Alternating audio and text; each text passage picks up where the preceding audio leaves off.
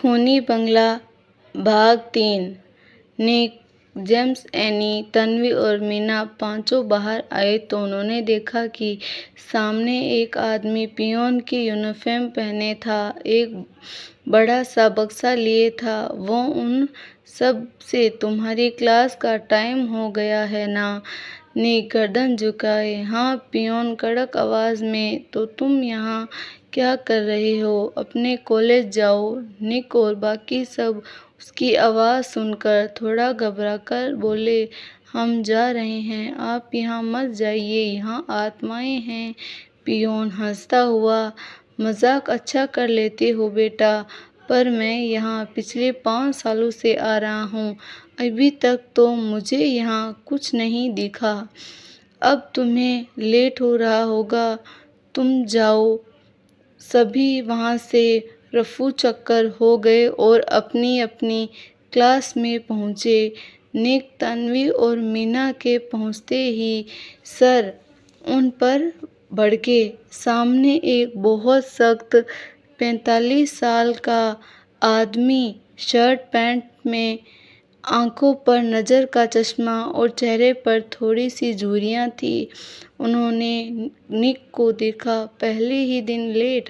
निक कुछ सोचते हुआ एकदम से, सर वो आज फर्स्ट डे था और मुझे लगा कि रीजनिंग हो गई होगी तो इसीलिए देर से आया। सर सॉरी सर, आगे से ऐसा नहीं होगा।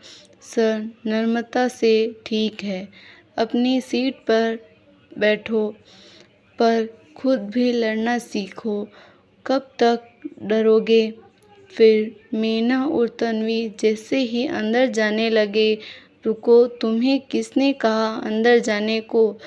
तुम तो यहाँ रोज आती हो, तुम्हें कैसे देर हुई आने में? तन्वी और मीना एक दूसरे को देख, सर वो हम भी रीजनिंग से बचने के लिए ही। सर गुस्से में, शटअप, पुराने स्टूडेंट हो तुम, मुझे बेवकूफ़ मत बनाओ, जाओ बाहर खड़ी हो जाओ। वो दोनों दौड़कर बाहर चले जाते हैं और निक हंसता हुआ अपनी सीट पर बैठ जाता है।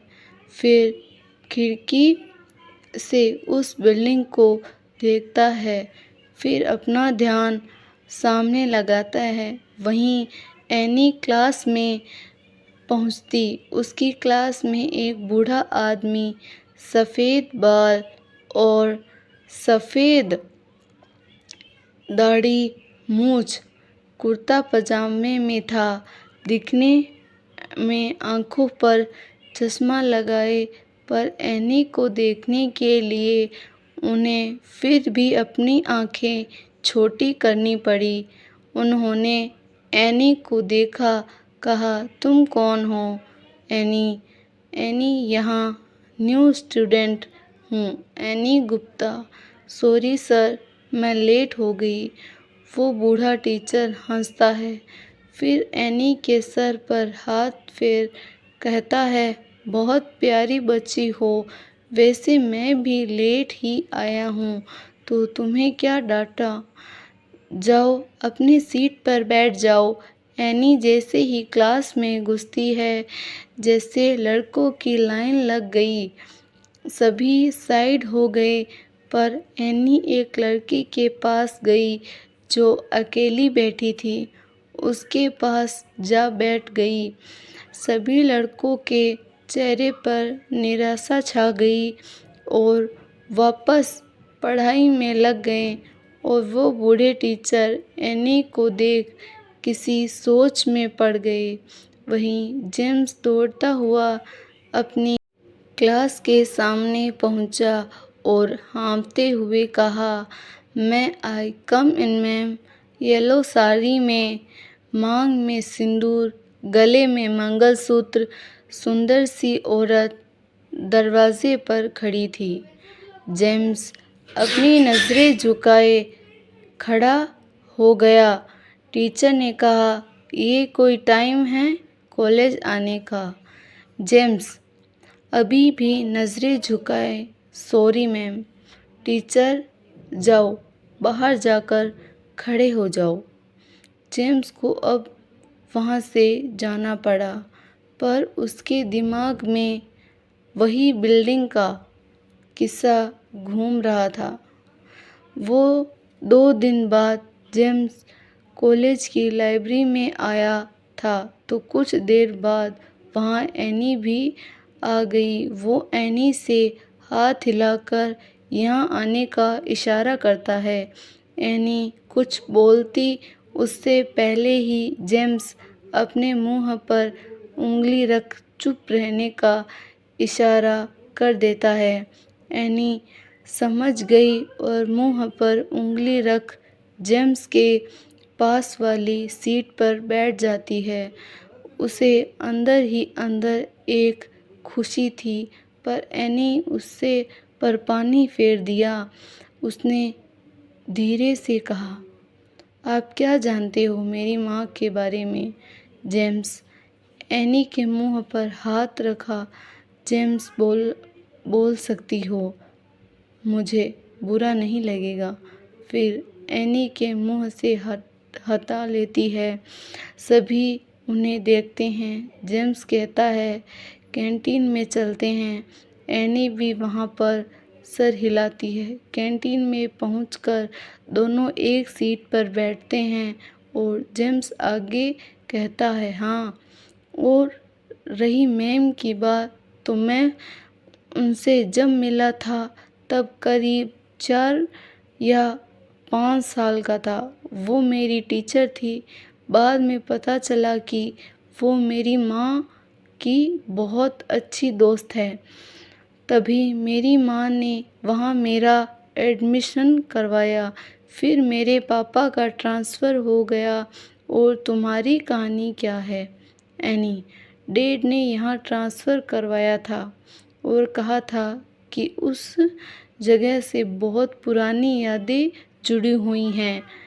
माँ की भी पता है, जब मैंने माँ की तस्वीर हाथ में ली थी ना, ऐसा लग रहा था कि माँ मेरे साथ है और अभी भी लगता है।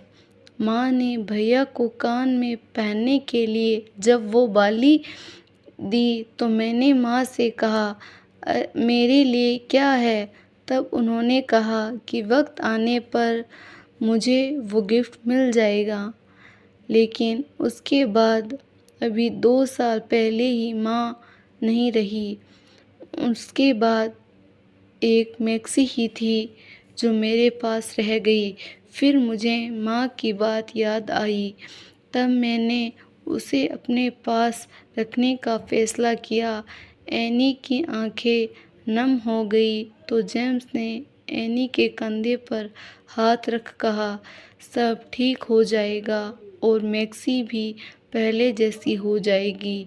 कि तभी वहाँ तन्वी और मीना आ गए। उन्होंने जेम्स और एनी को देखा तो उन्हें देख थोड़ी बात समझ आ रही थी।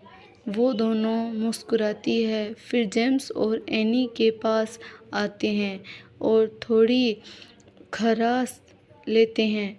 जेम्स थोड़ा घबरा जाता है, पर एनी उन दोनों को देख अपने आंसू छिपा लेती है और उनसे कहती है, हेलो दी।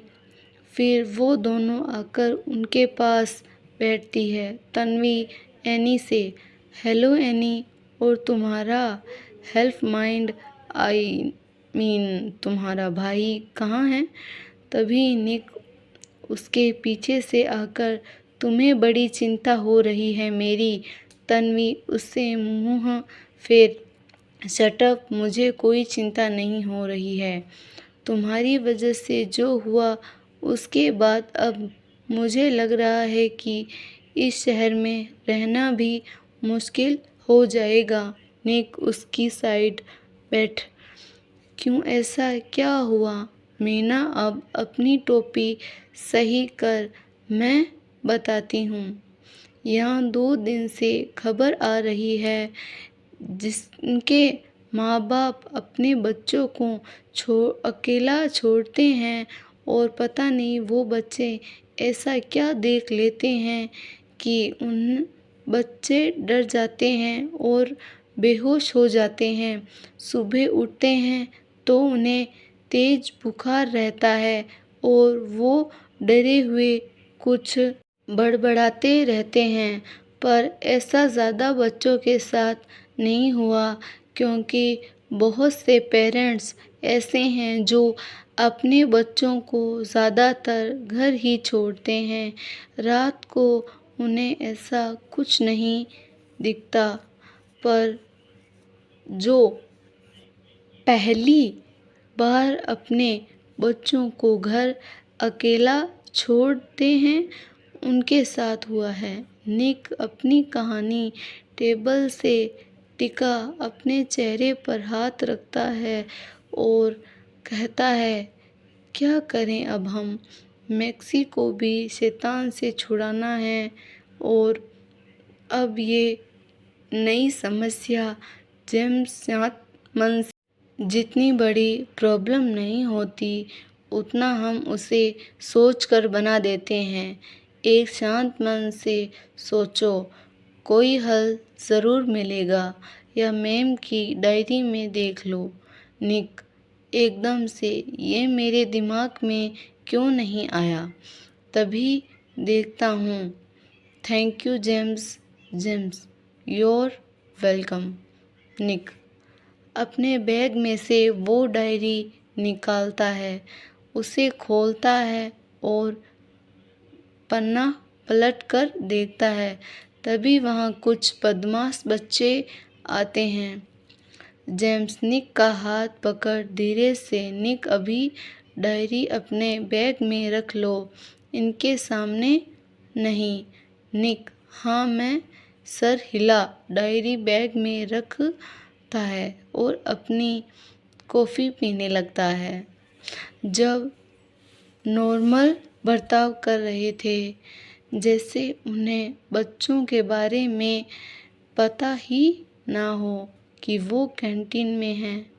जैसे ही वो जाने लगे, एक बंदा एनी का रास्ता रोक कहा, ओए होए, इतनी प्यारी शक्ल, नाम क्या है? एनी अब डर कर निक के पीछे छुप गई। वो लड़का निक को देख, अबे ऐसा लग रहा है कि तुझे कहीं देखा है। अरे हाँ, ये तो नया स्टूडेंट है ना, रीजनिंग से, डर से, कॉलेज के पीछे वाले रास्ते से आया था। चल अब स्वागत करते हैं तेरा। निक एनी को अपने और पीछे कर लेता है। जेम्स सामने आकर, देखो तुम इसके लिए 3 दिन लेट हो और ये गलत भी है। वो लड़का जेम्स के कंधे पर हाथ रख, जेम्स भाई, अब तुम तो जानते ही हो ना कि जब तक न्यू स्टूडेंट का स्वागत ना करूं तब तक मुझे अच्छा नहीं लगता। तन्वी निक के कानों में धीरे से, निक, हम सभी जल्दी में हैं, इसीलिए जो भी ये बोल रहे हैं पूरा करो और निकालो यहाँ से। निक तन्वी की बात सुन उस लड़के से, ठीक है, बोलो मुझे क्या करना होगा? वो लड़का एनी को निक के पीछे छुपा देख, दोनों नए हो ना तुम? ग्राउंड के 5 चक्कर लगा कर आओ, तब तक इसे मेरे साथ एक कप कॉफ़ी पी लेने दो। भला इसे कोई कैसे कोई भी मुश्किल टास्क देगा? निक एनी को और कस पकड़ लेती है।